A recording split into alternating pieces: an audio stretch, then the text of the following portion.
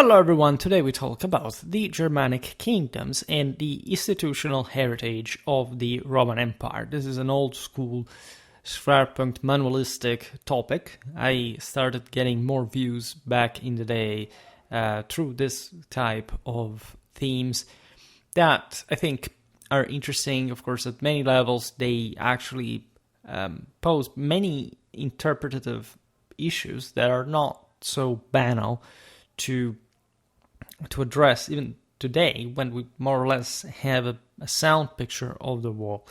Today's video will not necessarily be the usual, okay, well, let's stress traditional history. There's going to be a lot of that, of course, but we're going to look at the concrete functioning of the Romano-Germanic kingdoms in the wake, in fact, of the imperial contraction of the 5th, 6th centuries and beyond. As you know, we covered in fair depth all the various regions that we will be browsing today, so you can find every playlist dedicated to each century and country in the same way we are, of course, discussing it now. So there's always a comprehensive, as sort of more detailed focus on Schwerpunkt. There are also many institutional and juridical topics to tackle. I made multiple videos about Germanic law and also about the late Roman one. Today we will stop, in fact, to basically this Romano-Germanic dimension. We will not go further ahead into the higher Middle Ages. We also already observed not just the decline of late antiquity and all the settled system that it entailed. In this sense, also how this reflected, for example, to the military level, also the deeper anthropological, cultural one. Today we will, if anything, address the statal mechanisms, transformations, and how fundamentally the Romano-Germanic kingdoms inherited the structure system that also in their hands during the Great Crisis, especially followed to the Justinian pandemic, kept reducing the effectiveness of these policies. We will use also a specific method by observing, and we discussed this also in other videos, of course, how it is wrong just right off the bat to presume that here because that's mostly the legacy of our historiographical habit, right? It brings us to think that there is such a thing like, a Roman Empire statalistically, legalistically, and territorialistically, geopolitically, even worse, intended, and basically this other Romano-Germanic kingdoms, as if the latter presumed that they were not actually wielding the same great Catholic empire in their own, actually as one of the most prestigious characters of their own rule, right? And while different realms had different traditions, different levels of development, at the same time we're all pretty aware of their universal role and the fact that there were, because this is also the countries we're looking at, if we're talking states basically, we're ruling over Romans. They were not just in different cases, notoriously enough, ruling on behalf of the Roman Empire, but they were seeking any mean as possible to confirm the fact that the imperium they were wielding was, of course, in continuity with the Roman one. This aspect will not overly emphasize, let's say, as a topic per se in the video, because we will have to dedicate multiple episodes to that.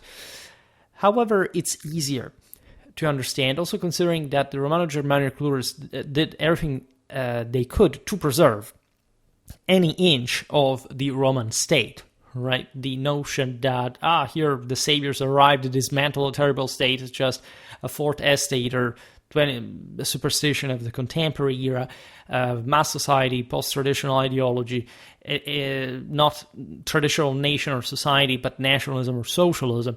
It's just lesser people's pseudo-history, and of course we're not even going to take it into consideration.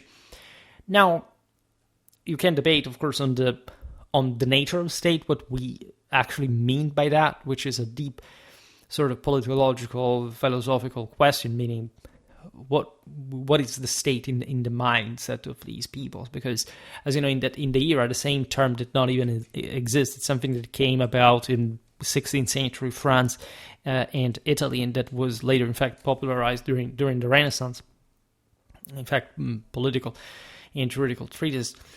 But it's not really in fact devoid of a conventional substance and especially form in this time in history, because traditional Catholic rule came, in fact, primarily, as we've explained, through the patres, by the form, right, by the type of heavenly reflection that these rulers as media of God were to apply to these lands.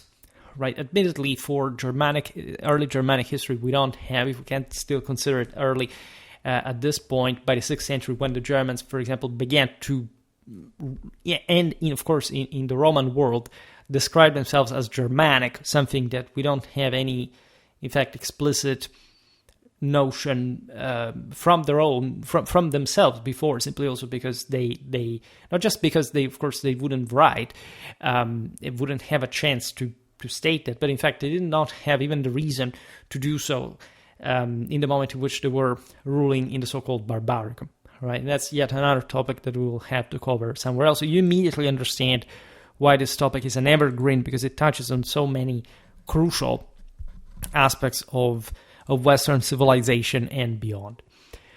In any case, all these perspectives become even more meaningful when we consider that the mechanisms of governance and administration functioning in the majority of the lands that once constituted the Pars Occidentis, so what is conventionally known as the Western Roman Empire, which was just an administrative repartition, and again, don't fall into the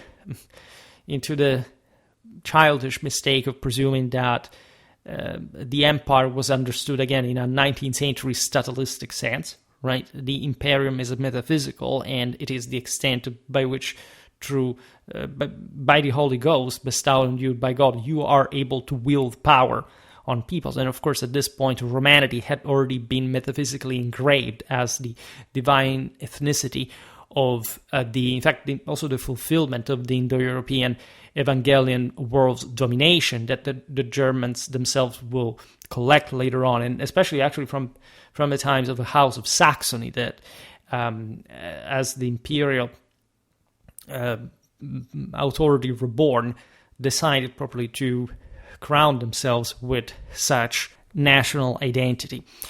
But we're talking even that something we can documentarily trace, but that was still felt way before. And in fact, this is actually some of the most fascinating groundwork to not just continuing our research, but in general to delve into this commixion of history of religions, of warfare, and beyond. Because if we study Romano-Germanic kingdoms, many videos that we have dedicated to them, check out the Latin Germanic Europe playlist for that matter if you're interested. We cannot just make a pure political institutional history of the same, right? Because most historians, and again those writing in the 1970s and 1980s, were mostly influenced by structuralism in describing merely the written datum, right? Despoiled of any other spiritual and metaphysical implication that instead was central to these people, and that we will surely expand on, especially in our recently started series about sort of a more in-depth observation of this Indo-European universal perspectives. Besides, we surely dealt with this in other videos, but we will expand on further on the concept that, of course, there was a different way. It's true that there was a difference between the late Roman and the early Germanic vision of power, the marvelous synthesis and syncresis of which we can admire throughout the entire Western civilization during the Middle Ages, right? In the moment in which basically the system is what basically half of Eurasia and beyond revolved around. So this is not simply an option, and also in qualitative terms, it was the pinnacle, really, of the great medieval civilization, right, in and of itself. The decline of the Roman state and authority, and even after the complete disappearance of imperial power in the West, at least again stylistically intended in the aforementioned way, which was in many ways inherited by the Byzantines in that form, hence also the notion that the ones in the West were not real Roman rulers, etc. And in the moment in which this was highlighted, especially by the disappearance of such imperial presence in the West. But again, every term we use basically is incorrect, right? This is stepping on a minefield because people have sort of already a great difficulty legitimately in understanding this narrative. But again, the same terms that would have been used at the time, would have been, and we use today, have in the meanwhile, in fact, to this point, completely changed their meaning. And so it's very difficult to say, did the Roman authority, for example, completely disappear in the West, and that imperial power completely disappear in the West? This is so wrong, all right? As much as, even if you just made it a point just to show that flowed in the East, there was still an Eastern connection and influence, even before Justinian's reconquest, etc. But there was also an imperium, a Roman imperium wielded in the West by these other rulers, right? So much so that these Western lands exhibited notable continuity with their immediate historical precedents, first of all, without mentioning, of course, that these lands are not empty, right? They are actually very populated by the world standards of the time, meaning that this notion that at some point Europe, or Western Europe in particular, became a wasteland or was poor in resources. I mean, these were some of the single most advanced, populated, and rich lands in the world, even at the moment of the greatest contraction by pandemic, by, in fact, all the structuring of the same state and so on, right? And we have also pretty significant indirect evidence for this, right? Trying to play games with numbers by saying, according to me, in this country there were 6 million. No, there were 3 million.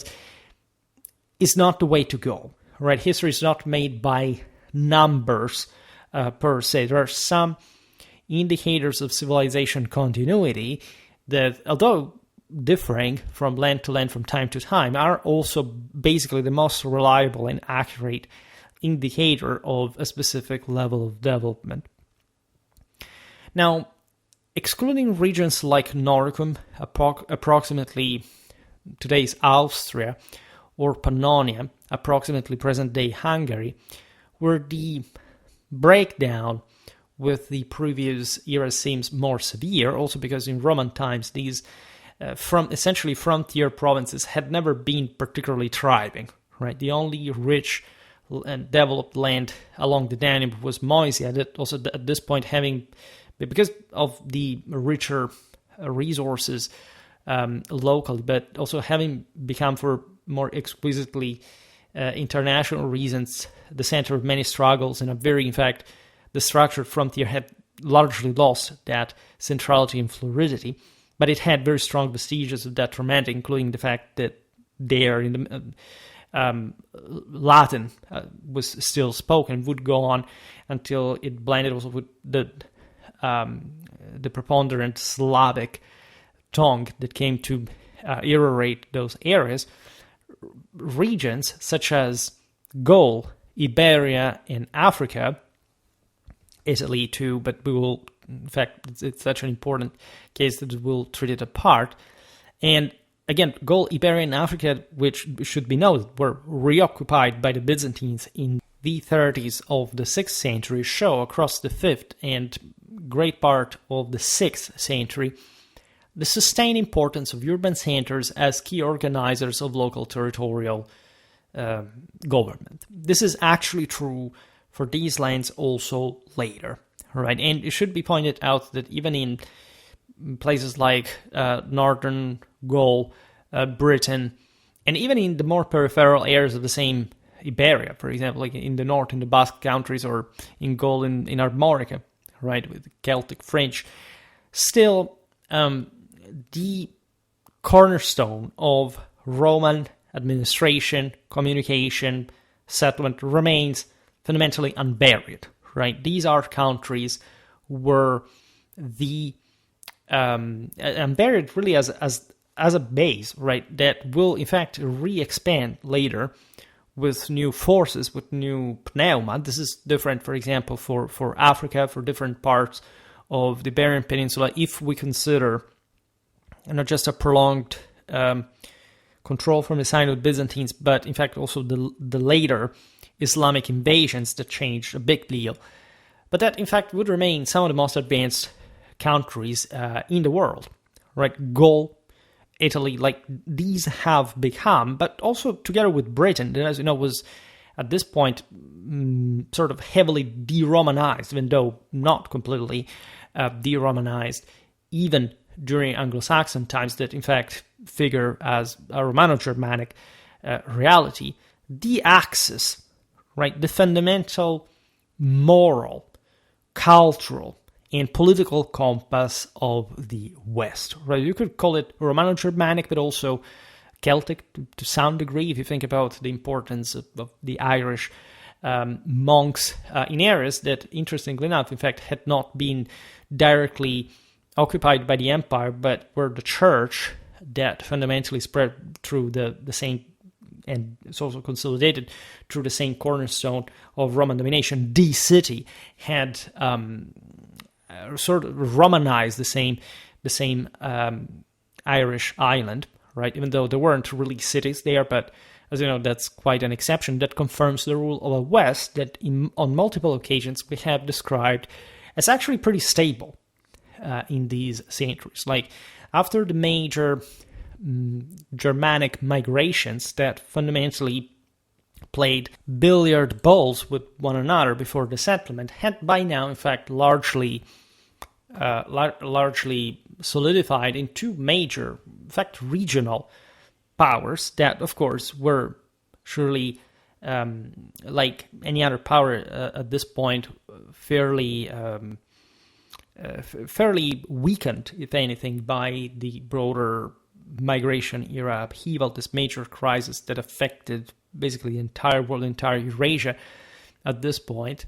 We're very careful about manpower, about labor force, because they were fairly scarce, thus also not providing a great deal of surplus and moral capacity to further expand, if not by essentially filling some gaps that remain void at the Kremlin. In fact, one of the same, in fact, at the provincial level, mostly as a power struggle sustained by that last vital effort of mostly very Roman territories. We've seen this, for example, in the struggle between the Franks and the Goths in southern Gaul. There are different instances of this. Naturally, in order to understand this power ratio, you should really look at the history of every single chunk, which again we do in other videos. If you're not familiar with my migration era playlist, I really invite you to give a look to that, because we go on Schwerpunkt in depth. Like people on YouTube are just randomly discovering the channel, and they think that I make videos like the same way that everybody aligns to by following YouTube, the YouTube market, wherever. No, here we have a massive library of never-ending, first of all, playlists, but containing specific videos you can really browse and find in the most customized and personalized fashion that you like. Always provided that everything is intertwined, so you never see standalone videos just per se. Of course, in some of these I have to repeat given that not everyone really watches all the videos of the channel. So this video will surely be watched at some point by people that had never heard of me, that had just subscribed. And so I have to repeat some aspect, if anything, to orient them regarding what we're discussing. But I also think, in fact, I made enough videos explaining why the catastrophistic, dark age kind of idea we have concerning Latin Germanic Europe in the early centuries of the Middle Ages doesn't hold water, especially in comparison to the actual East, right? We have this almost hallucinating myth of essentially an Eastern empire that survived because it was stronger, as if this was, by the way, simply a single element, right? Devoid of internal differences, or that in fact would not undergo a radical crisis in a matter of few centuries. Like we stopped to late antiquity, right? And also presume that the West basically ended or collapsed, or there was any major, so probably heavy material crumbling, I would say. Well, this actually did not really happen, right? Even when, again, when you look at the major crises of the period, this is a very transversal thing. Everybody was suffering here, right? The Romans were suffering, the Germans were suffering, any other people out there was as well. And if you look at the fate of Western Europe, so to say, you realize that immediately from this very first centuries that the situation was much more stable for different reasons. Somebody pointed out at times that the Byzantines, of course, had to cope with a Pontic steppe dimension that witnessed this avalanche of peoples that surely destructured the imperial stability, sacking a lot of resources just for the sake of defending the frontier. This is absolutely true, but it's not just about that, right? And if, let's say, those same peoples had found a better opportunity, like to swarm in the West, like they would have surely exploited it. And as we know very well, again, the West was not radically poor in relative terms to the East. We're not talking about two major, especially talking again about Gaul, Italy, and Spain. We're witnessing, which is often what, in fact, mostly the Anglo-Saxon perspective on the story has, in part, left aside. That, of course, like in Britain, you can't talk about some sort of dark age because, yeah, like power was heavily destructured. You find all these, even hundreds of petty kingdoms at some point, even before the Heptarchy took a more, the so-called Heptarchy took a more defined shape.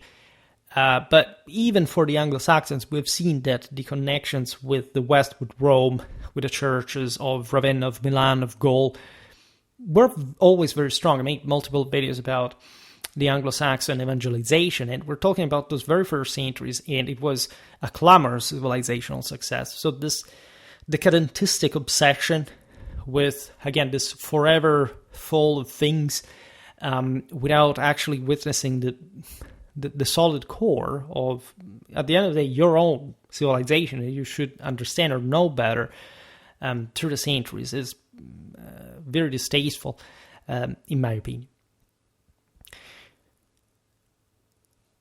So that we actually witness, especially in Southern Europe, an overwhelming continuity of late antiquity, as much as even more of that, like specific political identities, very often connected with the urban dimension, right? More solid kingdoms, institutions, the continuity of literacy, of epigraphy, of languages, let's say, institutional languages that mirror actually a very advanced social system that is not like, again, the Dark Age smoking, muddy hut kind of village lost in some kind of fringe of the world under the weather and forever cold or whatever. That's not actually what the world functioned like at the time at large. Also because the wide majority of the population was still concentrated, in fact, in southwestern Europe, and in fact in a part of the former so-called Western Empire that had not undergone any particular destructuring at this point, even when first of all, Gaul and Spain by themselves did not even undergo throughout any point of the migration era any particular trauma that thoroughly destructured the system through a break of some sort. And even Italy, that actually Britain did go under that, and it happened at some very ugly point that is in that sense heavily underdocumented. That is essentially between the parting of the Romans and before the arrival of the Anglo-Saxons, where we know that something very nasty happened in the Romano-Britannic system, like some sort of kind of revolution. We don't know that property, like the various land plots were redrawn, etc. And it's not a surprise that the Anglo-Saxons took over and also stabilized the situation. And even Italy, that suffered that major trauma of the so-called Gothic War, actually remained uninterruptedly the richest per capita country in the world in all of this, and also by far the most urbanized, the most literate, and the one that eventually produced, also during the Longobard Kingdom, the single most publicly authoritative kingdoms in Romano-Germanic Europe, which many people think is not the case, like mostly contrasting the quasi-Roman Ostrogothic system with this terrible barbaric Longobards. The Longobard, there is no doubt that Gothic Italy was a very interesting system, a very well-functioning one. If it hadn't been, in fact, for the same reason that eventually brought to the same Gothic War, namely the Byzantines, as literal foreigners at that point to the same Romano-Italics and the Goths that inhabited among them. But scientists like the Longobard world inheriting also a great part of that, and actually providing with notorious an enormous level of, for example, juridical activity from the side of the establishment of the St. Longobard dukes. And so, unfortunately, the myth of the forever rebellious, brutal Longobard rule is complete nonsense. Is being debunked by at least 70 years at this point by all the historiography available. And if there was any sort of turbulent moment in Longobard history, is the very beginning and the very end, right? There is all the in-between, which is a majorly developed and actually very politically solid, unlike anything in the rest of the Latin Germanic West. And also, for example, pro-papal system that is even more what you don't hear usually on this. We have to come back talking about the Longobards, the Franks. Again, each one of these peoples actually deserves so much attention. But there are some parts of Europe that are not just easier to document, but in this sense are also more grounded with the same civilizational evidence that we always discuss in this regard. Within these urban settings, the ongoing prominence of families of Roman descent remained substantial, by the way, right? This system at large not just remained during different times under, say, a directly Roman control or a recovered Roman control, like in the case of Justinian's Reconquest. And still, this is especially the case of Ostrogothic Italy that we documented. In that case, specifically still with a fully fledged Roman civil administration running in parallel to the Gothic one. And that's by far the most effective and successful Romano-Germanic coexistence in the entire picture. But properly run locally by proper Roman clans, meaning that ever Hellenistically energetic subcontracting of public functions and responsibilities to run these major cities. By the way, consider that the bigger cities in the empire, like if you look, for example, at the time of Justinian, so including the reconquered part of the West, the bigger cities of the empire were in the West, were not in the East, right? This other no shot, but the East was more urbanized, was richer, you had more, really, Rome, Ravenna, Verona, Milan. These are major centers. Very few cities, like, have you heard of Aphrodisias, for example? Some of you surely have. This was, say, one of the biggest cities, for example, in the east. Antioch, Alexander, yes, but in the broader picture of also like a previously Hellenic or Hellenized land, provided with some solid urban tradition. Yesterday we were just making a video about the Hellenic hoplites back in the day. Did not maintain, even in the 6th century, the primate over properly like the concentration of urban centers. Admittedly, if we look at Spain, at Gaul, at Britain, but of course, there were important centers, especially around the Mediterranean. It's a slightly different picture, especially in the hinterland. But still, right, what would eventually pass or remain or being recovered by the same West as the West in the West was already at this point more ahead than what we see in the East. That we made just some videos recently about that phase of Byzantine history, the 6th, if anything, especially the 7th century. Those were already largely the structure system. We're talking just how much? 400 years after Constantine, right? And with Justinian 300. So it's not really a long time. The core components of the administrative framework during this, say, let's call it migration era period, experienced neither deliberate dissolution nor significant alterations, as evidenced, for instance, by the operations tasked with assessing and gathering taxes. Again, when the Germans came to rule over these vast, I would like to stress, pools of endemic pools, we're talking millions of people living in every major region of the West. And as you know, the Germanic conquerors being at most, the largest group was the Longobard migration and the Ostrogothic one.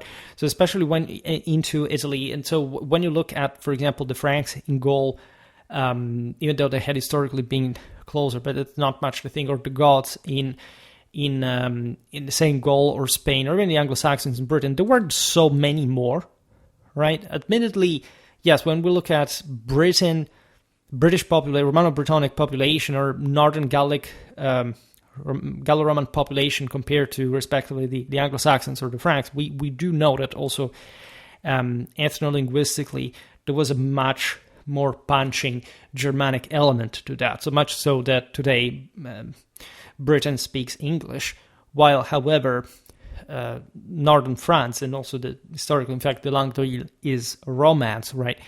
But in fact, we're talking largely about a minority that had to rule these bigger systems that were more advanced than them, as the Germans didn't have any sort of statal governmental experience. And in fact, aside from the fact we have macroscopically obvious evidence of the fact that the Germanic legislation, the Romano-Germanic legislation, was basically dictated by the same Romans, if anything, because the Germans legislated in Latin. The sheer potential and actual power of the surviving Roman system in all these regions was something that the Germans obviously tried every single possible way to preserve in any shape or form. All right, there was no way whatsoever the Germans would even dare touch this stuff.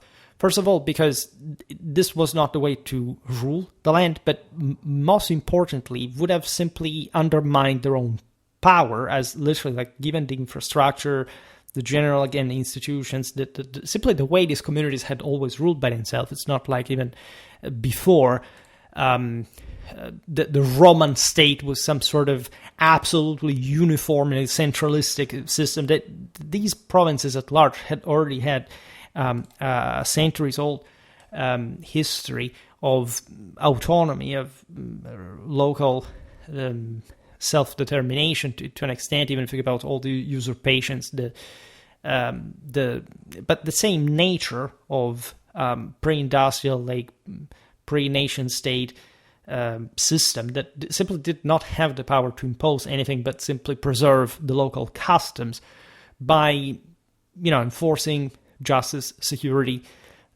for everybody's benefit, just like it would go on throughout the Middle Ages. The so-called Roman law that eventually would give life to civil law was actually common law itself, right? The way it was understood as civil law in the end was used as civil law in the end during the same Middle Ages by the same countries that needed, in fact, to concentrate further public power, was just more about its uniform application and the fact that you really need some fixed law to make things work. Even in common law, after all, jurisprudence does constitute a body that, you can't fundamentally use in different ways, but it's still there, just like, the state is pretty solidly there, regardless of how it's formally designed, in sheer power, right? And this is valid, again, for the civil law countries as well.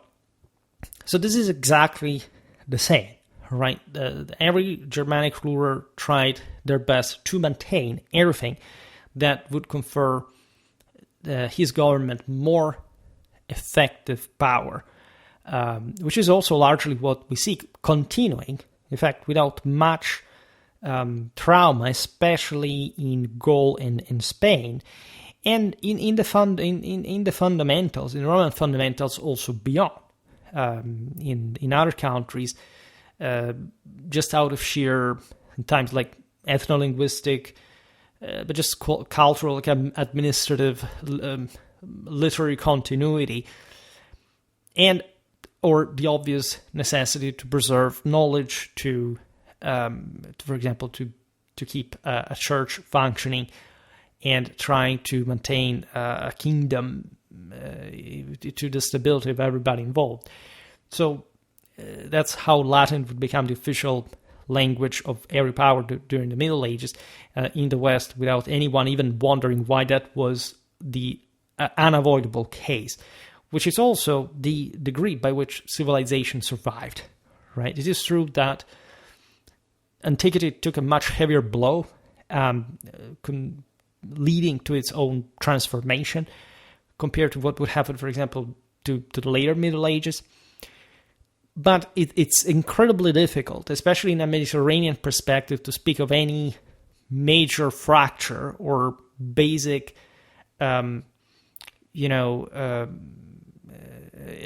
discontinuity with the Roman past and its governmental forms, if not by scale. Right, it's not by what, in fact, public authority could effectively enact, right? You can argue this is not just a Roman thing, but it is true that at least in the West, the Latin, the Romans had not colonized the East, right? The Romans had literally engineered, had successfully brought entire regions populated by other people speaking their own language, not by, pointing a gladius at their back, but literally just out of sheer administrative efficiency, right? Just out of security, stability. And this basis, in fact, continues as overlapping with the most advanced part of Western Europe, and in a sense, Europe in general, in the following centuries. One very interesting indicator or note is the development in the realm of currency. Across all the so-called barbarian kingdoms that arose in the former Western Roman territories, the monetary systems employed were those inherited from the Roman Empire, occasionally even incorporating adjustments made in the Eastern Empire after 476. This is also another very important aspect of this. There is no doubt that the Byzantine Empire constituted a much bigger power compared to this other Romano-Germanic kingdoms when the latter are taken individually, right? So Mediterranean economy is dominated by the Byzantines, by their renewed telesocracy that will reward them, in fact, with the reconquest of some of the most economically advanced parts of Western Mediterranean. There is actually already at this point, again, a much more sort of complicated power ratio, especially after the rise of Clovis and the Merovingian Franks. The Justinian reconquest is often forgotten in its anti-Frankish function, right? Which is also something prefiguring what would actually rehappen a few centuries later in terms of Frankish expansion in the Western Mediterranean. It's just like broader crisis of the second half of the 6th century basically stopped, preventing from happening, sort of freezing most countries' resources, including the Byzantine ones. There is thus no doubt that the continuity of late antiquity in the Mediterranean still pivoted around the existence, the continuity of an imperial administration that was alive from Constantinople and across all the various lands, including, again, other very important quasi-standalone centers of Romanity that still function in the same way they had really done for centuries before. That is to say, massive latifundia owned like across different lands, across even the Mediterranean, by some of the most powerful senatorial families. So again, this depends on where and when, right? But mostly, like before the Gothic War, this had been going on, also from the same Italy.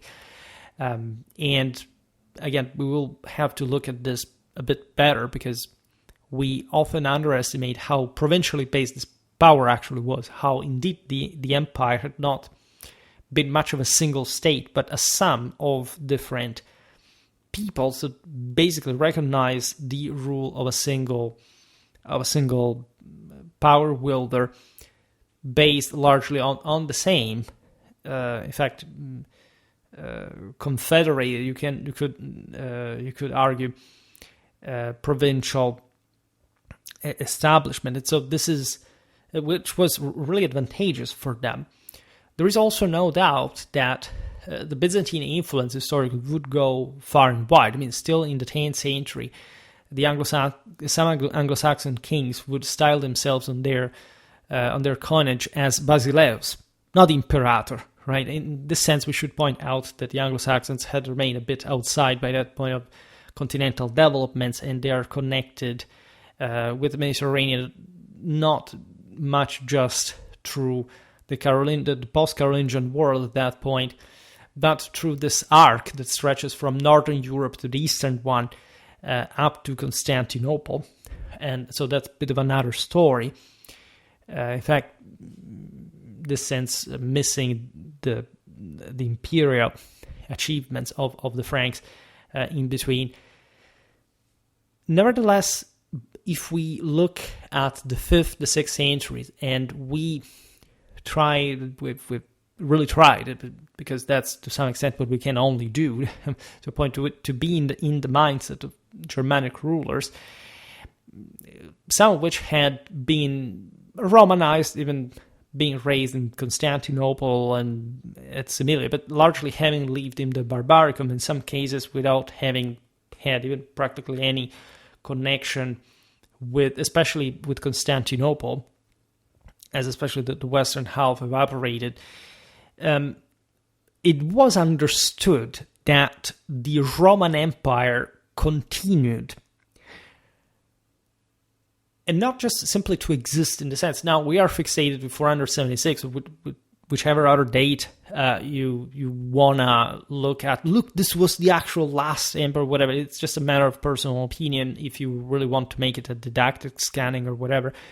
But indeed, by the 6th century, the idea that the Mediterranean was Roman, there was a Roman Empire, that there was this enormous center of Constantinople that still was tied with the Holy City of Rome and all these other important cities, was seen as the literal center of the universe, around which every single power in Europe, even in the depths of Scandinavia, revolved. Right? This this is often forgotten. This is something which we tend also to apply to the idea that if somebody's primitive or barbarian, means that he's isolated or doesn't know what is happening around. This is completely wrong. We could digress so much, even just talking about the Germanic epos. Think about the memory of Attila or Etzius, and we've seen it recently also in the past winter, especially with some Germanic peoples like the Heruli, for example. How strong the connection with the Mediterranean, between Mediterranean and Scandinavia, would remain. By the way, yes, there are these moments of sort of activation, say expansion or shrinking of these contacts, but the fact that they are more or less documented doesn't mean that they weren't there, right? We know that pretty well that even intercontinental trade communications kept going on, for not talking about the fact that the Roman Empire itself had been the largest thing ever, in that even just by endemic concentration and more, yes, the northeastern Europe had remained a relative fringe in all the picture, and that in fact the majority of the people inhabited the Roman territory by far. I mean, if you take just sort of the lands that would eventually be part of the Western Roman Empire, and again, those same peoples remain central. This is often what we not tend to forget, but the migration era did not significantly alter the ethnic fundamentals of Europe. All right, this is obvious also across the centuries. There is in European history this cyclical, relentless, let's say, wave of conquerors from the steppes that basically stops by the 18th century, and that informs depending on different countries, of course, by the 18th century is literally the last feeble end of any cyclicity possible. But we could argue it's the 16th century in terms of what Europe suffered in particular, because already by that point, in fact, the steppes waves had finished, and also pretty miserably, in many ways, increasingly miserably. And so that the migration era is definitely a seminal period as far as the reinjection of, for example, an Irano-Germanic ethos and mentality, and also of genes, right, of ethnicity, is in fact occurred in Europe. But at the same time, the same Romano-Germanic kingdoms that form in the West because these were by far and incomparably the most advanced systems compared to anything that existed in Central, Northern, and Eastern Europe, were in fact still, not just they had been a bit emptied by all the same Germanic migrations, but that remained really less hospitable, less populated, less connected, colder. Just think about how impacting on economics that was, and again, routinely reinvested by steppes waves of some sort that definitely structured heavily also the possibility of a civilization to more robustly sediment over the millennia without being disintegrated every time. So there is a very interesting dynamic in all this, but not one that fundamentally puts an end to the centrality of Western Europe, for example, in the picture, alongside with this more like southeastern Byzantine dimension that at some point has more of a maritime projectional capacity than one to re-engineer, remold the Mediterranean even after the Justinian reform. Again, I just recently made lots of videos about 6th, 7th century Byzantine Empire, and we can appreciate, for everybody involved, telling you, of course, the heavy political, strategical, and logistical limits of all this various domination. There is also no doubt that the Byzantine military was incredibly effective and capable, regardless of whatever historiographical narrative, to eventually knock out most powers in Western Mediterranean. What happens to the Vandals, to the Goths, we also made some videos about the relative battles, cannot be denied, right? For not talking about the fact that even, for example, in Spain, in southern Gaul, the Byzantines set some foothold that was really not discontinuous with the fact that these lands had remained overwhelmingly connected with Mediterranean circuits, and that had a relatively few to do with the major interlands where the Goths, the Burgundians, had mostly established. In fact, they're continental, say not well maritimely connected dominions, that, however, were fairly solidly at least settled by now. So that you find even almost two worlds that, however, can't be simply interpreted as, okay, well, this is basically what the Greeks always did, right? Since classical antiquity, having just a port, fundamentally, a coastal city, and simply connected via sea, and literally not given a damn for very precise cultural reasons about anybody around in any other way. This is true in some way. For example, in Byzantine Italy, you see this pattern pretty well. We talk about that too, that the Longobards, basically, Italy is not very wide, it's very long, but in this sense it stretches across the Mediterranean. And even in that squeezed interland, you have a pretty clear distinction between in fact, the majority of probably the continental dimension governed by the Longobards, and de facto some coastal control of some areas, especially dotted by the major ports, not even the major cities, because also the Italian interland had, as we were saying before, like this massive urbanization. They are handled by the same Longobards. And in fact, in spite of this apparent continuity with some of these patterns, because, as you know, say Greek had been spoken in those coastal centers, especially of southern Italy, throughout all the Roman Empire, but was actually detached from the Italic continent. In fact, you're not just looking at sort of culturally hegemonic, in this sense, Byzantine reality, as opposed to whatever was in the West or in the interland. At this point, you're literally looking at, especially from after Justinian's reconquest onwards, is a bit the peak of Byzantine civilization in many ways, right? With that solid blend of sort of Roman pragmatism and Greek genius. The re-expansion of the West through specifically national patterns, mostly, it's true that the Spaniard, the Visigoths would be knocked out by the Arabs. That's another very important aspect, and mostly because the Visigothic kingdom had taken a specific pact, also sort of misaligning with Rome, trying to imitate the Byzantines as far as the conciliary matters were involved, and really their public authority having severe problems for many reasons that admittedly were shared with the Franks, but the Franks were more sheltered and, in a sense, more imperially, let's say, minded, endowed, and sort of legitimized from a very early year. I remember that Clovis got from Constantinople the vicary of the Gauls, imperially wise, with a pallium, with the patrician title, and more.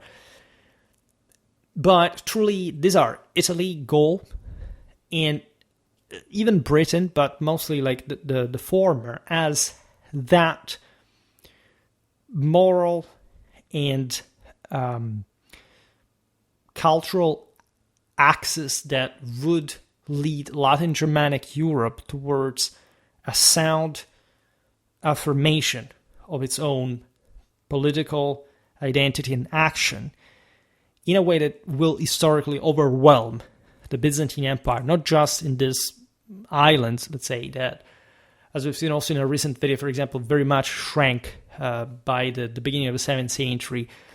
For example, in Italy, accomplished, of course, the Islamic invasions in the east that created enormous problems to Constantinople, but in a way that was evident already since ever, right? To the fact that the Byzantines were truly Greek foreigners, that the Roman-Italic people, doesn't matter how having lost that imperial direction at large in a in an internationally strategic sense, were still at the hand of a country that, when heavily destabilized by the Gothic War, that had crippled the fundamentals of late antiquity, still redesigned itself, especially under the Longobards, in a fashion that fundamentally rejected the idea of a Byzantine identity or subjection, and in fact was pretty self-aware and confident in that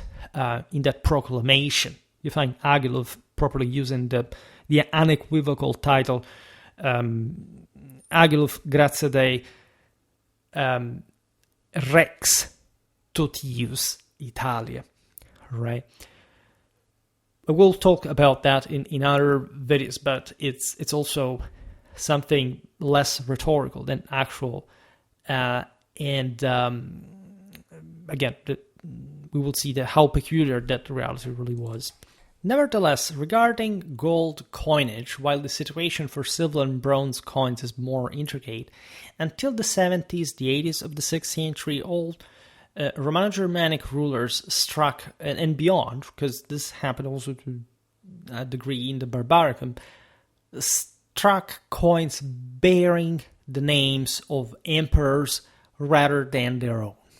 Right? This aspect, of course, reveals still the subordination to a broader power that is recognized as Roman, that is surely directed from Constantinople at this point, and that was literally the gold standard of the system. The Roman world had maintained, of course, its centrality in terms of simply of trade balance, of precious metal hoarding.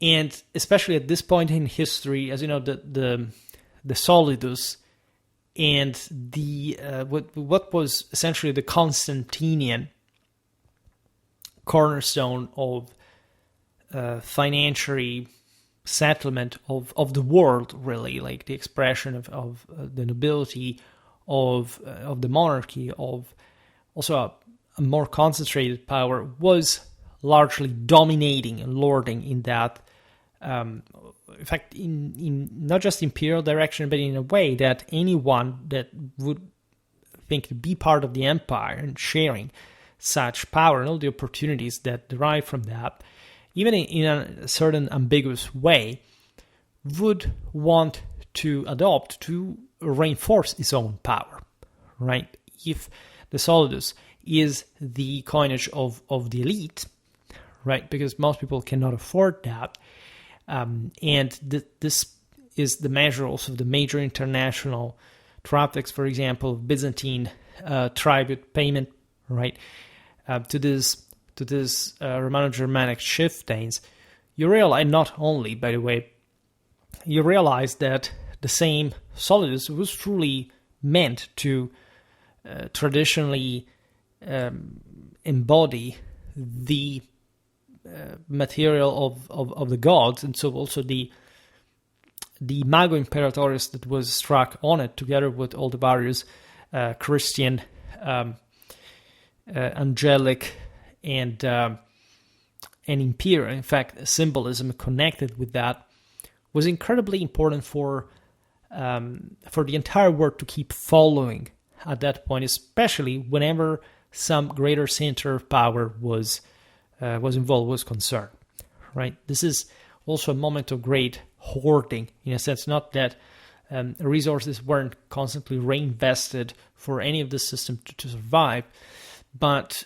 the collapse, especially in this decade, in fact, the 70s, the 80s, of the social fabric, especially of the lower estates, in favor of the elites. This is when, for example, cavalry truly takes on the social system, so the military level. The tendency to, at that point, not, for example, minting that gold coinage, because in fact that same resource had been exhausting itself, at least you could not have it so easily anymore, would bring to most of these countries to settle down, to solidify on the international map, so to say, and to still reflect on the fact that a huge era dominated by the empire had at this point been dawning, and that at that point really moments of darkness would have followed as far as probably the statal capacity to reactivate, even just to preserve itself. It was really a struggle in many places, but the system also held, right? It was only in this period, remarkably a full century after the Western Empire's collapse, or again, simply disbandment, that the Visigothic and Frankish kings, roughly, in fact, again, in the same period, started issuing gold coins in their own names, yet still adhering to the Roman Byzantine weight standards, because that was still the gold standard, quite literally, of international transactions, and also the only one you could sort of communicate with, you could deal with Constantinople in different ways. Not just with Constantinople, because again, these solidi were also minted in different parts of the empire, because again, there was still some late antique dimension that lives on even in this aspect. In fact, if you realize this from the later coinage, as well aside now from the imitation of the Byzantine one, the solidus is the measure of wealth, right? Aside from the corresponding land plot, the mansus, whatever, for example, the Romano-Germanic kingdom's administration is based on solidi, compensation, the assessment of one's wealth, like who are you in property-wise when the army has to be called, and there are the various classes of recruitment. It's fundamentally based on that, and in fact, on a society that is increasingly feudally oriented, again, with very few people maintaining control and being the military actors of this story, the others starting really to work for them. There are historians that like to say that, I don't know, this system had begun back in Constantinian times. It is fairly true, considering the oligarchs, the aristocrats that controlled the bigger chunks of this system.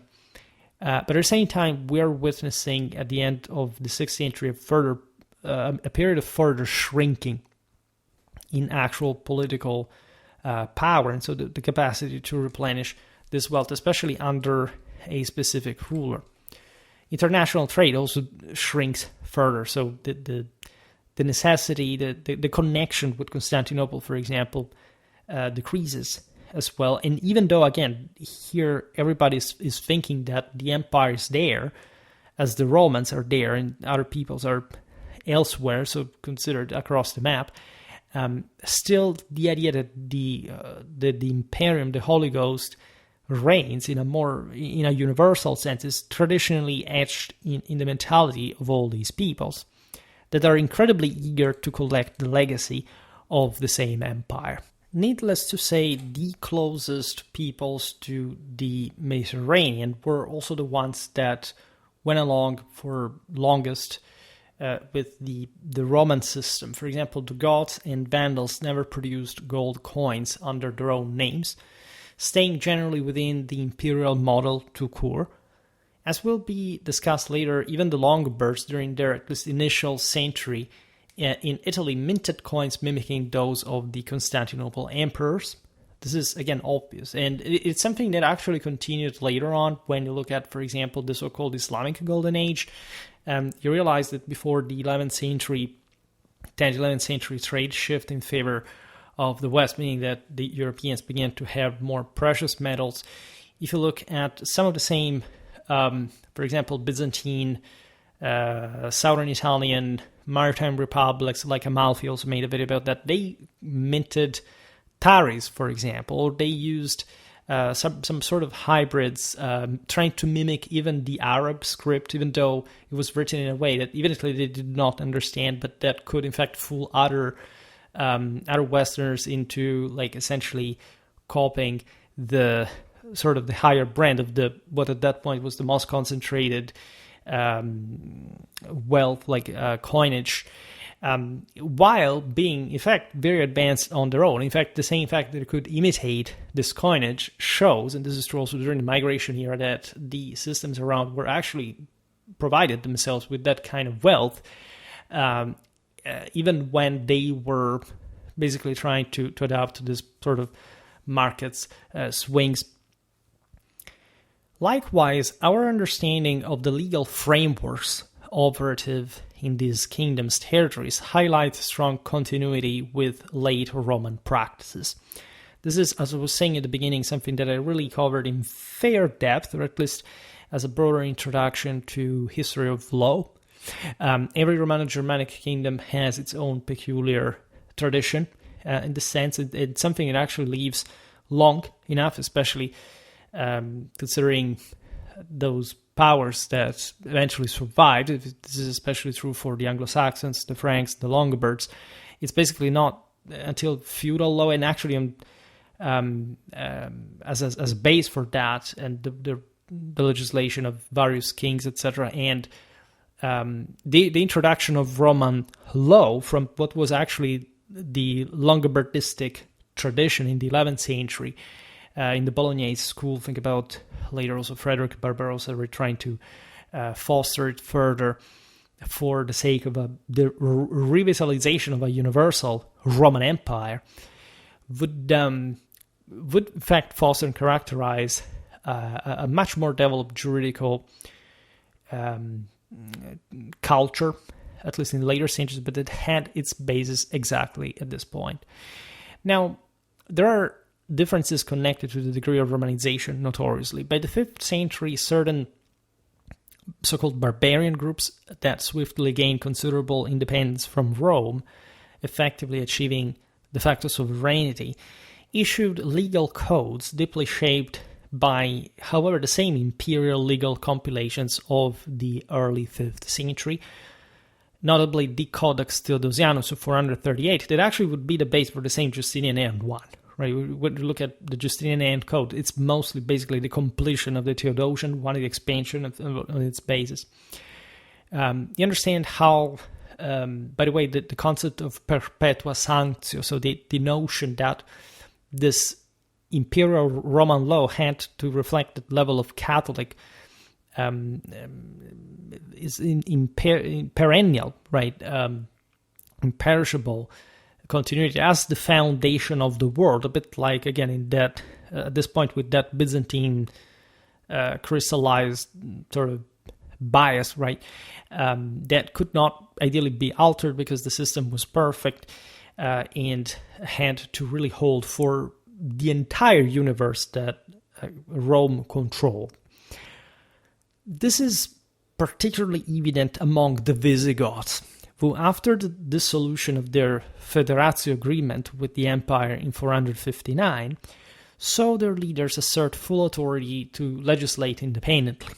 As you know, there had been basically a last attempt from Italy to reassert essentially a control over these other provinces. The Vandals, not much the Visigoths, that had been basically crushed in battle and were about to be deported somewhere else in the empire, but the Vandals came in and they prevented Majorianus to reconnect the entire Western Mediterranean, showing also that there was actually a potential for that, and hadn't been for Geyser really and his stop of the Eastern Roman fleet at Cape Bon in Tunisia. Like, we would have probably witnessed a Western Roman Empire by the time of the Islamic conquest, had that happened, by the way, in between. But we don't make history what ifs, with buts, rather. The Visigoths, in this sense, had not even been some of the most sort of problematic federati of the Roman Empire. On the contrary, they had been the first. Surely their relation with Rome had not been particularly tender. Think about Alaric's sack of the same holy urbs. But they were heavily Romanized. They had been in contact with Rome for longer than, say, for example, what would have been called later the Ostrogoths. And they had been settled by the Romans also from as the very first larger group, like as they were formed as a people telling the truth with a political physiognomy as the Illyrian army, right, substituting the Roman one in the Balkan hinterlands.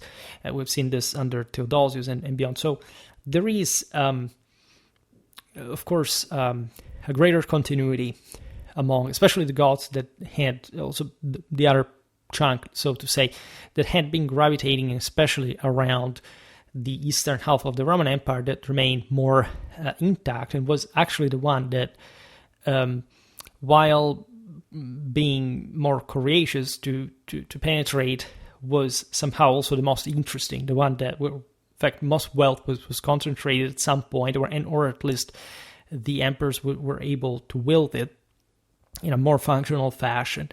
And the Visigoths, of course, end up being settled in Aquitaine, later expanding into Spain, which they will not fully sort of settle until, in fact, their own defeat at the hands of the Franks at the Battle of Rouillé, the fall of their own kingdom of Toulouse, after which they fully resettled in Toledo, in the center of the Iberian Peninsula. All this, and these were very Roman lands, right, in southern Europe, that thus bore with them, aside from their provincial characters, a sound level of Roman administrative legacy. Which means that more Romans were there, and the Visigoths had to governmentally adapt too. Between 460 and 461, King Theodoric II released the Edictum Theodorici Regis, which in various cases stipulated that both Romans and Goths were subject to Roman legal principles. Subsequently, between 466 and 480, King Euric issued a code named after himself, followed by the so-called Lex Romana Visigothorum, also referred to as the Breviarium Alaricianum, allegedly promulgated by Alaric II in 506. Right. This document became a cornerstone for the preservation of Roman legal traditions in Spain, and later on in the West during the early medieval period. If it wasn't for the fact that it wasn't actually compiled, this is what the latest historiographical and philological research says, like just also from a broader historical and juridical perspective by the Visigoths of Spain. But this was actually, like Breviarium Alaricianum, and we made videos about this, in Gothic Italy. Right, this was issued, or was at least the reflection of the Gothic law used in Italy. That was actually much more advanced. This is important to stress, meaning the Visigothic Spain was sort of much more publicly deteriorated compared to Ostrogothic Italy, that, by the way, at this point had, as you know, a very sound grip on vast parts of Europe and the Mediterranean, including the Visigothic kingdom that became a sort of vassal state, ideally during the minority of one king in the process, and that was obviously inheriting. We'll see this better now with Italy itself, the greatest level of Romanity, also in the juridical tradition. It is true that, however, for how this law was adopted in Spain, there are some specific, in fact, local characteristics that lead us to believe, and there is an enormous debate, as we will see now, that, in fact, the Goths were basically issuing these codes that we do not fully understand, of course, what kind of practical purpose or circulation intensity that they had, by which hand they passed, by whom they were used. However, to make a fundamental point, that is to say that both the Goths and the Romans were not just considered as part as the same domination, but that overall this Romano-Germanic code mostly leaned towards a Roman direction, right? And that the fact that the local customs had basically become prevalent for the same gods, or at least they had to be. This for a number of reasons. First of all, there is, yes, the aspect that when you have to issue a code and you have just a readily available one, it's easier basically to issue what is there and what is in fact used by the overwhelming majority of the population. It also shows us that the Hispano-Gothic society was still largely within the frame of late antiquity, especially, again, we talk the 5th, at the beginning of the 6th century.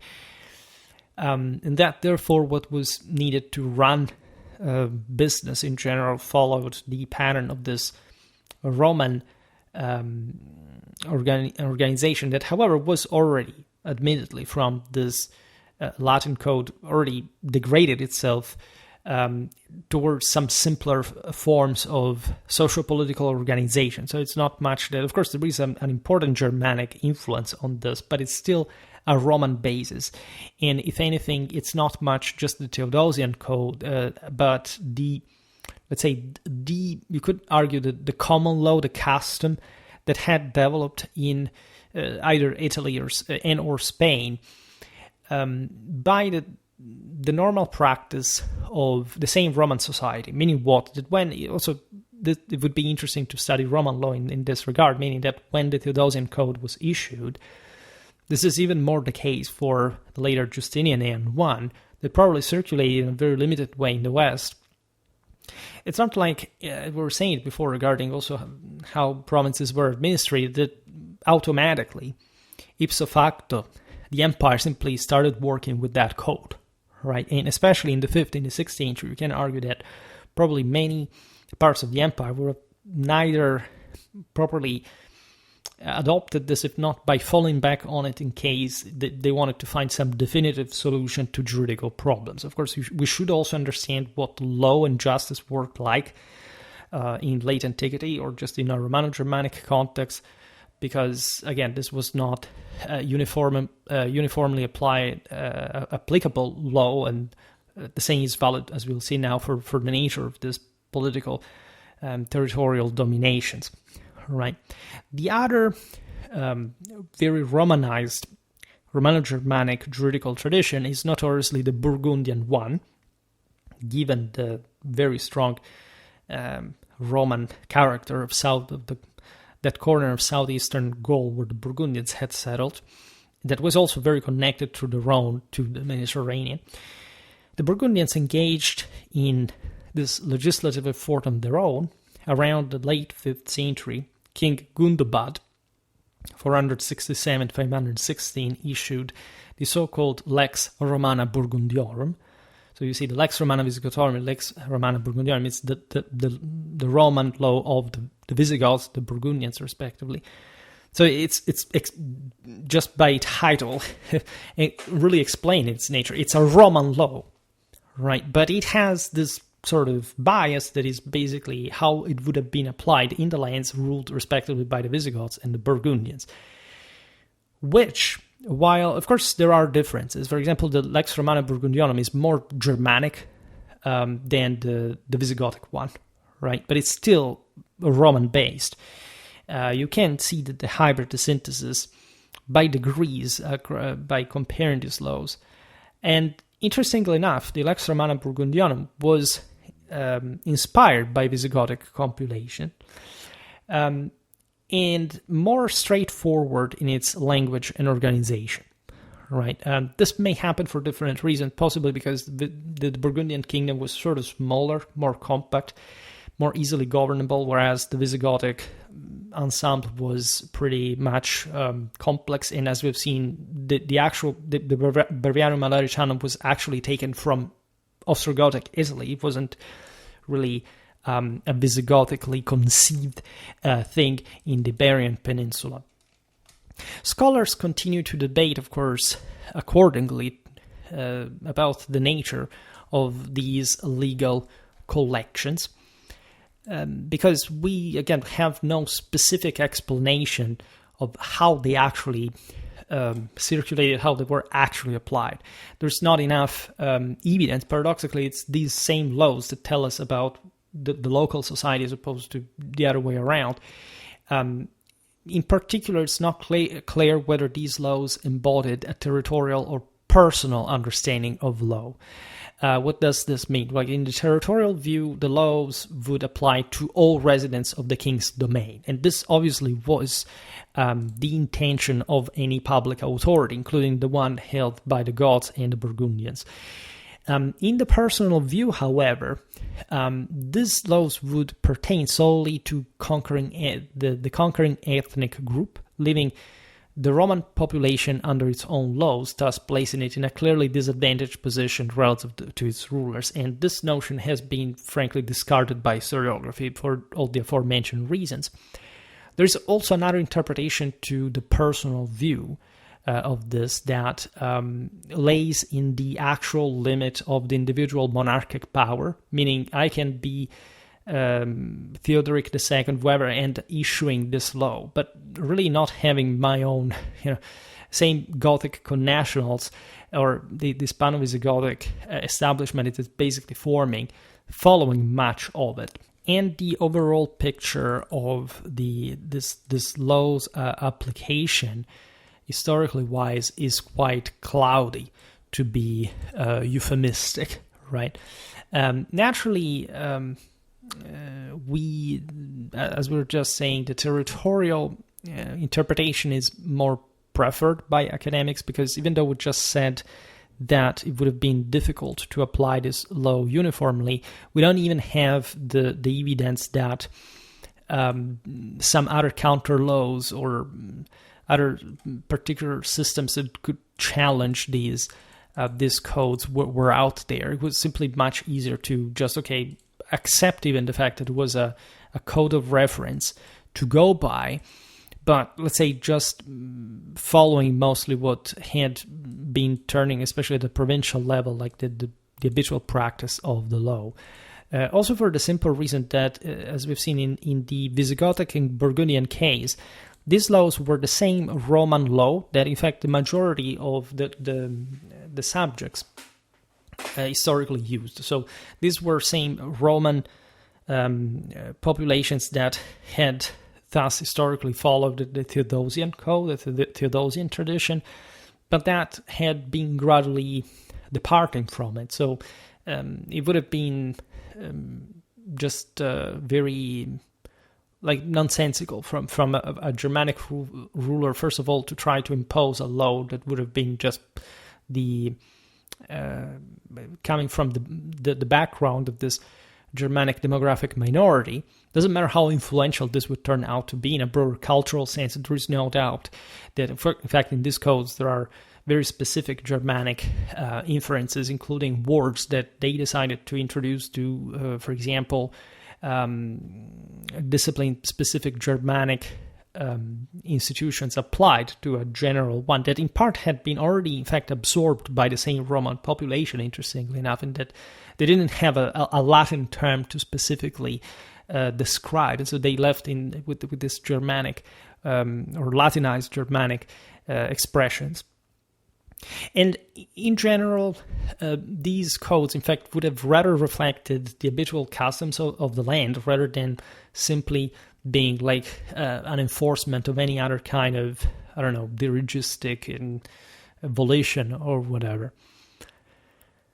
The Ostrogoth situation in Italy is, in certain ways, unpredictably, even more closely tied to the late Roman system. As we explained before, the Goths were basically constituting the army of the Italian peninsula, while the Romano-Italic senatorial civil administration was running without any change whatsoever from imperial times.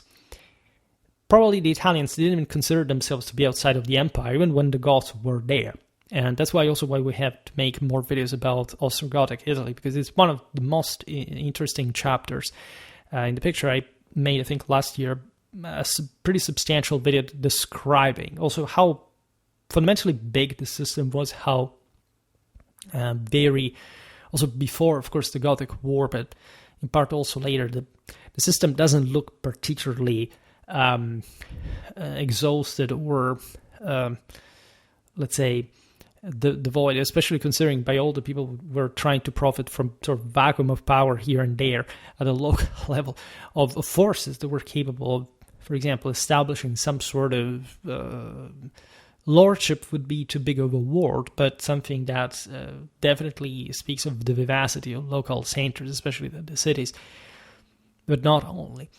Theodoric ruled as king over his Ostrogothic people, but his authority over the Italian populace was formally, at least officially, validated by the endorsement of the Eastern Roman Emperor, who, as you know, had dispatched him to the peninsula as his own delegate, granting the title of Patricius and the prestigious military position of Magister Militum Presentalis, which was a hell of a title, because differently from the Magistri Militum of the two halves and all sort of the military hierarchy that proceeded from this across the various provinces, the Presentalis was the supreme commander of the emperor's direct forces, meaning that when the emperor moved, or where, like in this case, he was delegating a specific power just for an ad hoc purpose and mission that even here was taking on a sort of majorly international character, was in fact, bestowed on a powerful force, a powerful ruler. Just, by the way, like the Ostrogothic one that had, as you know, also defeated Odoacer in the process by entering the peninsula and, in fact, establishing this new order.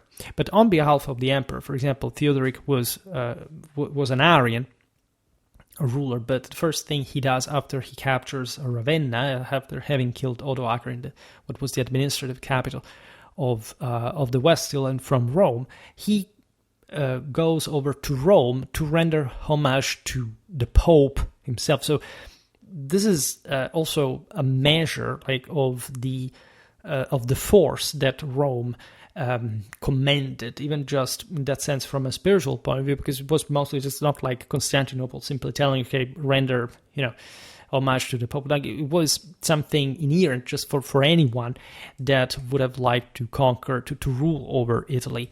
And even though the Byzantine emperor ideally controlled the Ostrogothic king, he was actually able to legislate and or to gather the juridical tradition of the Theodosian Code and the way it had been absorbed in Italy, and again used at this point, as you understand, by the senators, that the entire large estate system was still functioning, was also subsidizing the Ostrogothic force that, as you know, at this point controlled way more than Italy, like everything up to the Danube across the Alps.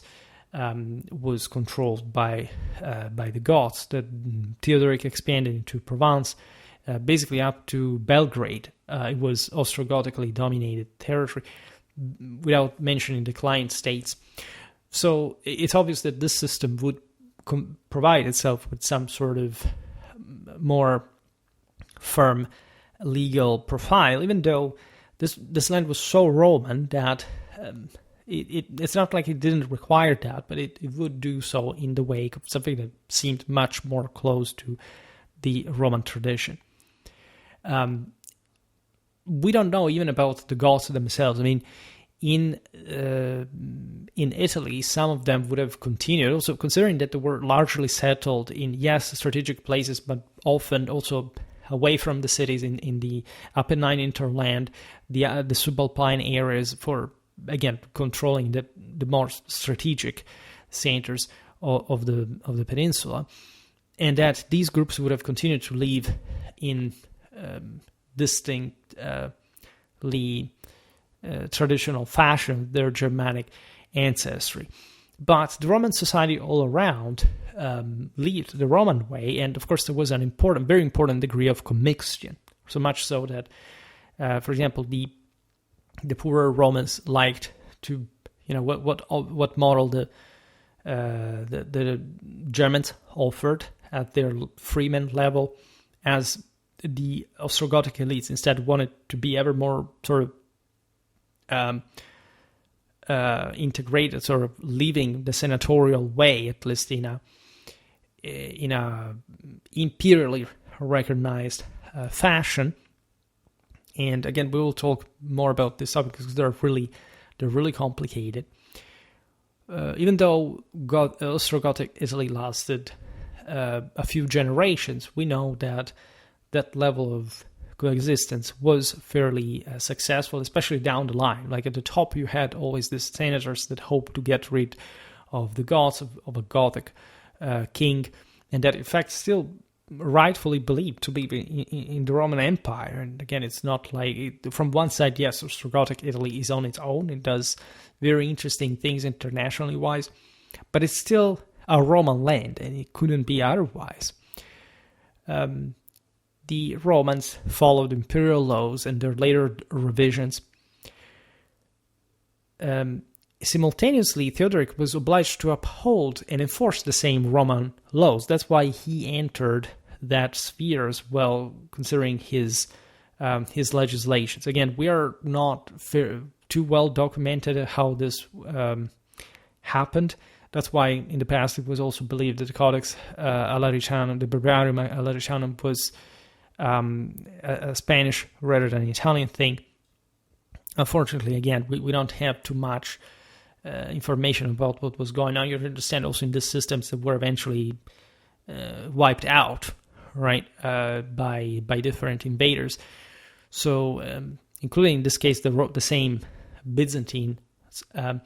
Historical records indicate that disputes between Romans and Goths in the general population were handled by mixed tribunals, which also was mirrored at the top governmental level by the consistorium of Ravenna. That was basically Theodoric's parliament, where from one side the Romans and from the other the Goths would seat, right, at an equal level with one another. This is incredible if you think about it. And it tells you how truly shared governance really was between the Romans and the Germans. Surviving evidence also suggests that property-related matters were governed for all by Roman legal standards. So that also in Italy, the overall standard was truly the one of the Roman custom, the Roman tradition, like we've seen in Visigothic Spain and in Burgundy. Moreover, through Cassiodorus' Variae, which is notoriously a compilation of official correspondence from the Gothic king's chancery, so the highest level of Italian administration, we can see the Ravenna-based Gothic administration's commitment to preserving the Roman tradition's style and operational methods in both central and regional governance. This is incredibly important. After all, when we look at the alleged end of the empire, we're looking mostly at the temporary exhaustion of Italian resources. In fact, after Majorianus campaigns, after a while, the same gods arrived. They also stiffened Italian demographics, manpower. And in fact, Theodoric can rule that enormous amount of territory that we were looking at before, and that historically had its very specific solidity. Again, the Italian peninsula. And we understand, we sometimes project this when we are overly emphasizing the fact, oh my God, the West End, it fell, like the thing, Rome was destroyed, all this kind of stuff. It's actually the fact this regional pools, as we were saying in the beginning, continue to live pretty consistently as what they had historically been. I mean, Theodoric is just 300 years away from Marcus Aurelius. We're talking of antiquity, for how heavy the general decline of the later Roman world, the migration era could be. We were basically looking at the same country, and especially I would say at a country that, as I think for any other, when you really study the history of Europe and other peoples in this depth, actually maintain a mentality that just arrives to this day regarding to so many different aspects, but that in fact at the time would have changed even less than we understand. There's no doubt there had been major societal shifts, etc. We tend to, again, swing between extremes whenever we have to make a point, and there are moral ups and downs for sure. Just imagine if in the time of Marcus Aurelius, the same emperor had been told that the Goths at some point would have basically dominated Rome, even though Romanity was still basically ruling, like all the civil, the administrative side of the story. So when you look at this wall, this regional power, that it's very well enucleated. By the way, Theodoric was notoriously a very good diplomat, but also commander. He ransomed Sicily from the Vandals. He reasserted some general control as the largest power in the West. Also in the moment of the gradual affirmation of the Franks, it would turn out to be, in fact, the major threat, mostly when combined with Constantinople, of how the later Ostrogoths would find out the hard way. But in the moment, of course, this bulk made a lot of sense. It wouldn't maintain its own regional, if not national, identity. We can't mostly speak about this because the Goths were also wiped out as a people by the later war. But when you look at what the Longobards did, they settled there to stay, and they essentially confirm that rather than making up the national character that would eventually evolve into what we understand like modern Italy, that evidently, in fact, traveled on the wake of a much older basis of that. We tend to, again, give for granted the cohesiveness of political identities, especially in the ancient world, right? And we'll have to discuss this far and wide. But Italy was also no random country, for that matter, right? It had been the true center of the empire. Rome was there, so it was a much bigger thing than simply, you can argue how important Gaul was. Gaul was also big, right? Gaul was actually the biggest, telling the truth. But it was yet to be, for example, unified under a single rule. Also, Spain, as we said before, was, yes, harboring some of the most Romanized provinces of the empire, such as Baetica especially, or the Ebro Valley. But the hinterland was not so obviously, was also more disarticulated and disarticulating compared to other parts of the empire. So again, different countries have different specific weights, also different specific times. But indeed, the levels of the Ravenate chancery are some of the highest, right? We understand this well in codicology, in paleography, for example, when we look at the beautiful manuscripts that the Romano-Italic senatorial refugees of the Gothic War brought to Constantinople, the gens Anicia, some of the that were truly the most culturally advanced and elite and and educated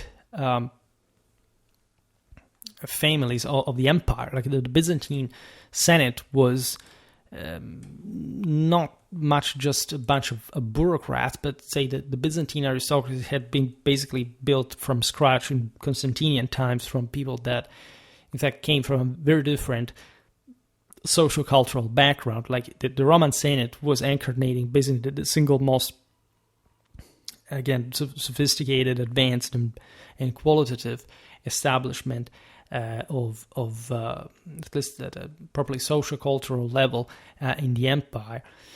Now, the concept of coexistence between Romans and Germans in Italy was expressed through the metaphor that Goths, via their military prowess, were responsible for the defensio civilitatis, so the protection of civilization, while the Romans were tasked with the templum civilitatis, meaning the sanctuary of civilization.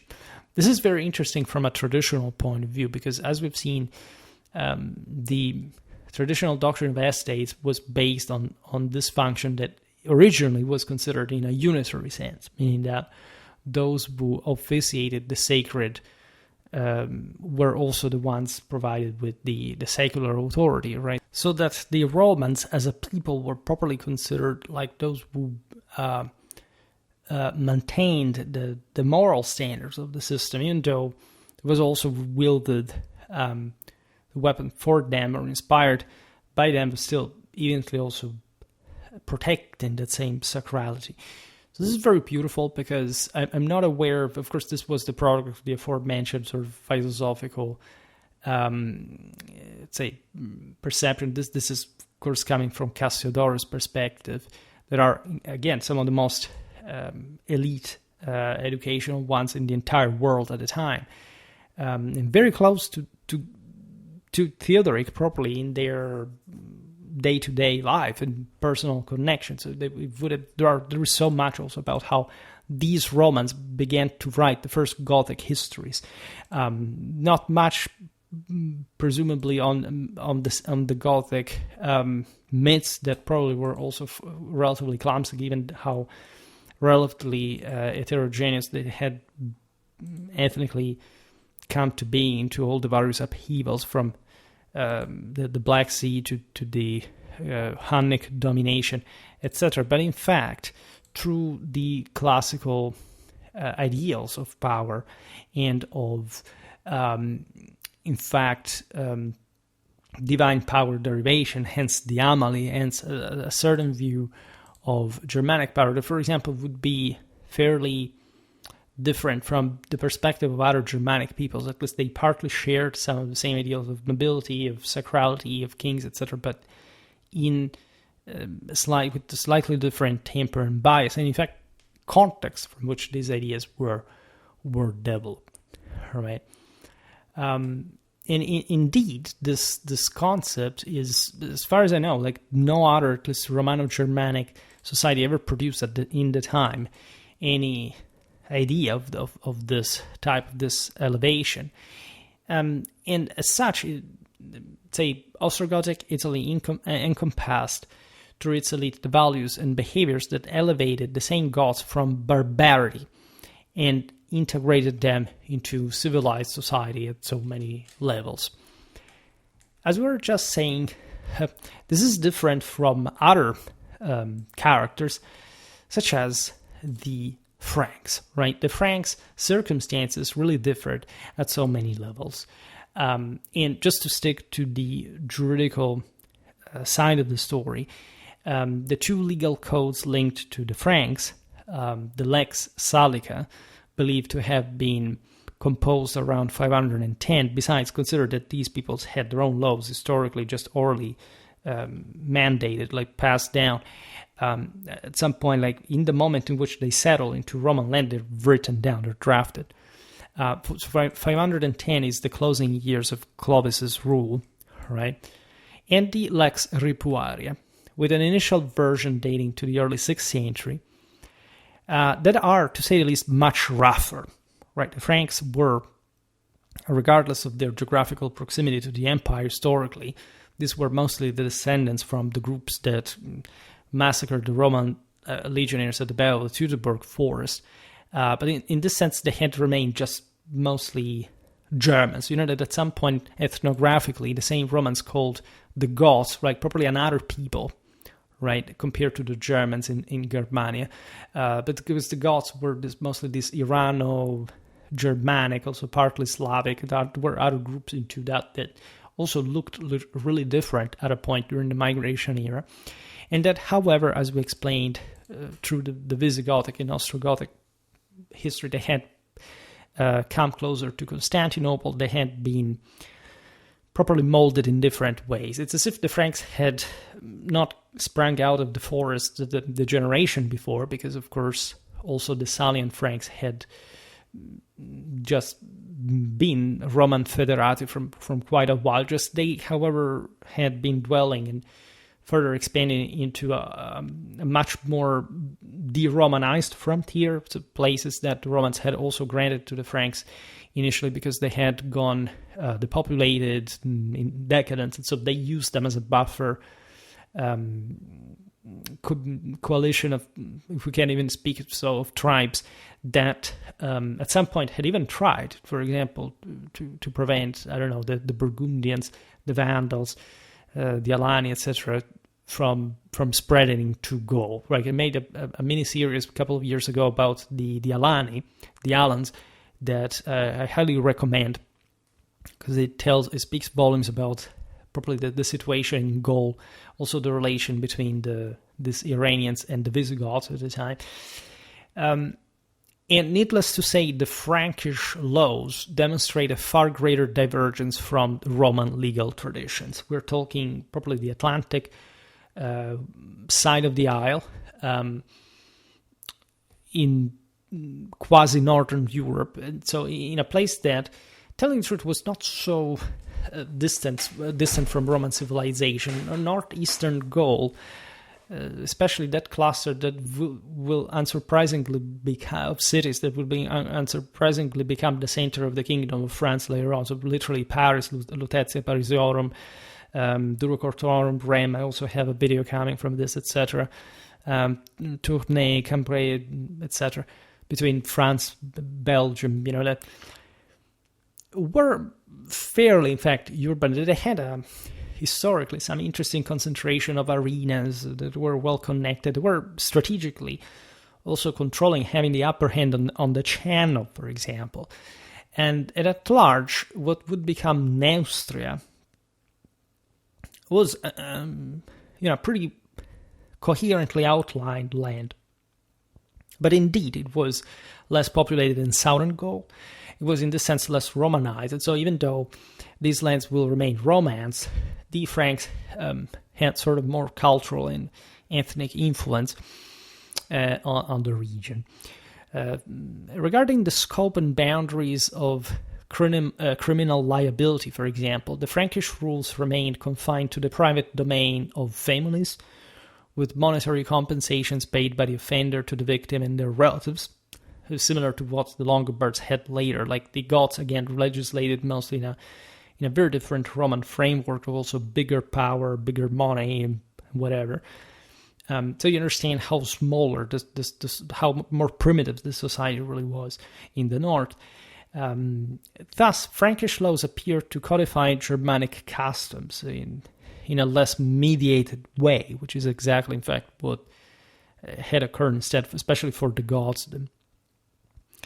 In fact, for example, if you read, the Burgundians had passed into Gaul among those that had crossed the Rhine against the Franks. They had not made the detour of the Goths that had passed all from the Balkans and Italy, right, having been influenced by Constantinople. So for example, you realize that the Burgundian law already on is more similar to the Frankish one comparatively to the Goths that were just literally bordering southwest and southeast to Burgundy. And so when you look at the Franks and their sources, they prioritize that kind of more ancestral background for regulating interpersonal relations. It seems almost paradoxical that it's from these lands that feudal society would develop to a much more radically stratified and hierarchical system that actually owes to Clovis himself some of its distinctively exceptional characteristics that, however, will take a long time to develop. Like in a time in which Southern Europe, in fact, would be the more sort of egalitarian system compared to France, like as the center of feudalism. However, in fact, the the same Frankish feudalism will be heavily informed by this interpersonal idea of power. That's how I made a video about this. That was, I think, the one about the imperial Germanic miracle, Catholic miracle, that lays in the way, even among the great feudal lords, individual power and sort of obedience to the king was really contemplated, which was a much more sort of there is no state mediating this, right? The gods reasoned themselves more like in that late Roman fashion. The Franks saw immediately this interpersonal relationship, right? You would follow the leader if he was successful in combat. There was no other framework to mediate, to impose any other rules. Through that, of course, the Frankish society itself evolved mostly through that. There was never a state. Like if you look at Charlemagne times, you realize that just the church at most had some sort of more sustainable permanence as an institution, and even that was very private in nature. So even the French Middle Ages would develop the state before practically any other country, but paradoxically from the same feudal glue that had been growing across the centuries before other countries developed it to some degree. There is, however, still some Roman legacy in Frankish law. In fact, the tempering opposing evidence is the fact that in territories under Frankish control, certain late Roman tax systems were maintained, especially in the early period before, in fact, Clovis lives a couple of generations before the great collapse, like of the Justinian pandemic and the shrinking of the same Frankish power into basically 4 chunks of smaller familiar dimension, almost at that royal dynastic level, from armies in Clovis times that were really Roman. There were still some Roman legionnaires surviving with their own community as such in those armies, catapults, urban militias, etc. By the time of his grandchildren, Frankish armies are some sort of hunting party, like except they were going to kill one another, especially the same brother to blood, because of the sacrality of the same and the inheritance of this private system that was conceived ideally already in an imperial sense, whereby the Merovingian dynasty that had basically beheaded all the other Frankish leaders had come to take over the entire system. And in fact, ideally, even in the Frankish, the originally Frankish vassalatic beneficiary system, even though, again, they didn't really conceive a real state in charge, the king was intended mostly like the ancient Roman state as far as the public domain was concerned, meaning that everything that existed in the land of the Franks was theoretically belonging to the king, right? Naturally, no king ever had the power to reclaim this. Space was really granted to, as we've seen, these warriors, the rulers that had made the thing, like following the king, that however would redistribute this land and allow for different groups like to settle here and there.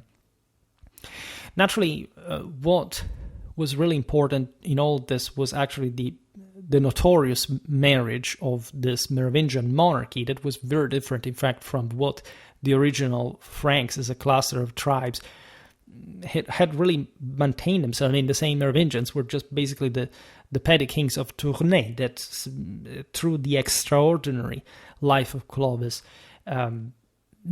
were brought to the stars and literally like forming the imperial Frankish grandeur that we are still habituated to recognize in history, like in politics of warfare and beyond.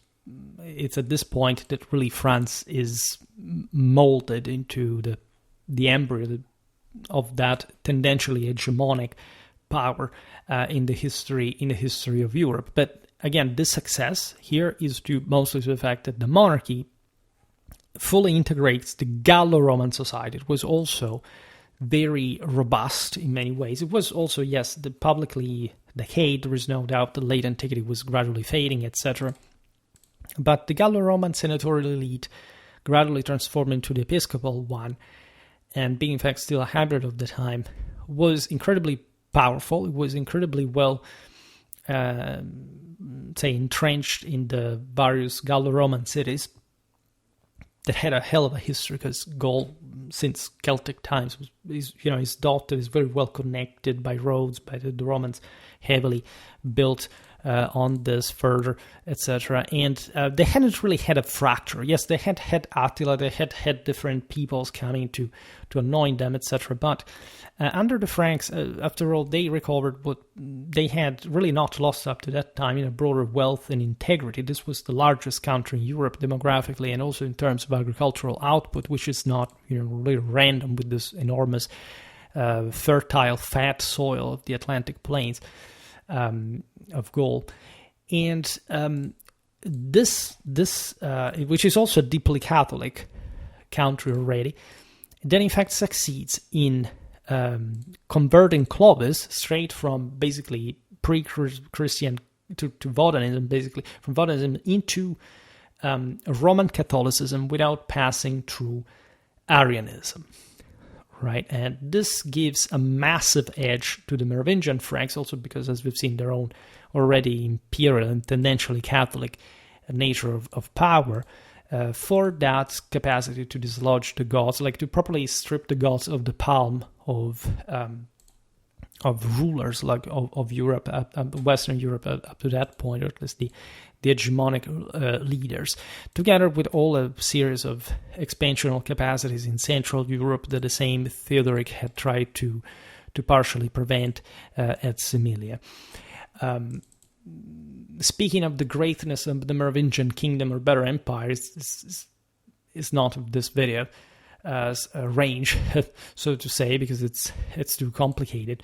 And also we must really talk more about this. Made a couple of videos that historically made lots of views, unsurprisingly, but we really must talk more and more about it, because Gaul is really big and complex. And so even though it gets easily conquered, at least it's an easily controllable land historically, and the Merovingians took advantage of this predisposition.